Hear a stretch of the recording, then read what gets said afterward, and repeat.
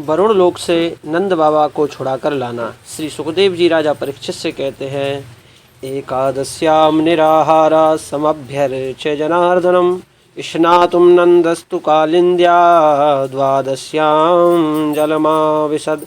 हे परीक्षित, एक बार नंद बाबा ने कार्तिक शुक्ल पक्ष की एकादशी का व्रत कर भगवान श्री हरि का पूजन किया और द्वादशी लगने पर स्नान करने यमुना जी आए। वह रात्रि की आसुरी बेला थी और रात्रि के समय नदी या जलाशय में स्नान नहीं करना चाहिए। नंद बाबा ने स्नान करने के लिए जैसे ही जल में प्रवेश किया, वरुण के सेवक नंद बाबा को पकड़ कर ले गए। प्रातःकाल जब नंद बाबा घर नहीं लौटे तो माँ यशोदा चिंतित हो गई। मैया को चिंतित देख स्वयं श्री कृष्ण नंद बाबा को ढूंढने निकले। यमुना के तट में उनके वस्त्रों को देख भगवान श्री कृष्ण ने यमुना में छलांग लगा दी और यमुना में नंद बाबा को ढूंढते हुए वे वरुण की राजधानी पहुंच गए। भगवान श्री कृष्ण को आया हुआ देख वरुण देव अपनी राज सिंहासन से उठ खड़े हुए। उन्होंने अपने स्थान पर भगवान श्री कृष्ण को राज सिंहासन पर बैठाया और उनकी पूजन कर उनसे प्रार्थना की। अद्य मे निभृतो देहो दैवार्थो धिगतः प्रभु त्वत्पादभाजो भगवन् अवापुः पारमध्वनः। हे प्रभु, आज मेरा देह धारण करना सफल हो गया, क्योंकि आज मुझे आपके चरण कमलों की सेवा करने का सुअवसर जो प्राप्त हुआ है। हे प्रभु, आपका यहाँ आना किस कारण से हुआ है? श्री कृष्ण ने कहा, वरुण देव, आपके सेवक मेरे बाबा को पकड़ कर लाए हैं, उन्हें ही मैं लेने आया हूँ। वरुण देव ने कहा, प्रभु, मेरे सेवक अज्ञानतावश आपके बाबा को पकड़ कर लाए हैं, अतः आप उनके अपराध को क्षमा कीजिए। वरुण देव ने इस प्रकार क्षमा मांगी, नंद बाबा को मुक्त कर दिया।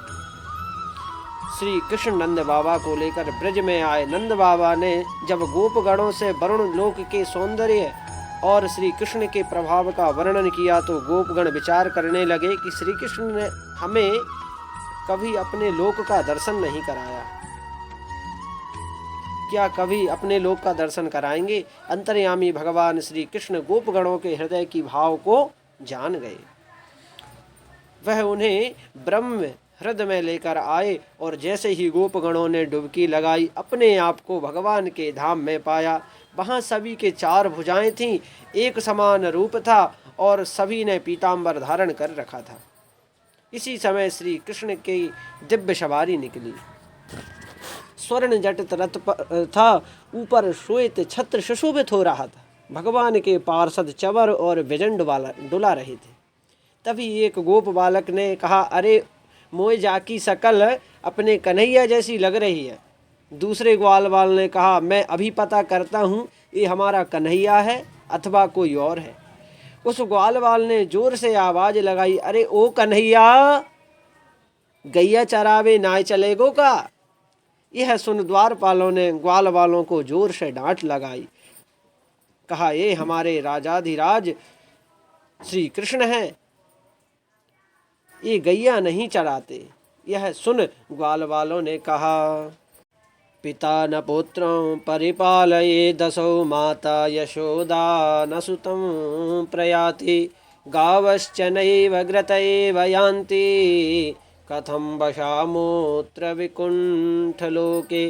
कहा, जहाँ नंद बाबा श्री कृष्ण का पालन पोषण नहीं करते, जहाँ मैया यशोदा अपने हाथ में मक्खन ले उन्हें खिलाने के लिए उनके पीछे पीछे नहीं दौड़ती, और जहाँ गायों को आगे कर गोचारण के लिए श्री कृष्ण नहीं जाते, ऐसे बैकुंठ में हमें नहीं रहना। इस बैकुंठ से अच्छा तो हमारा वृंदावन है।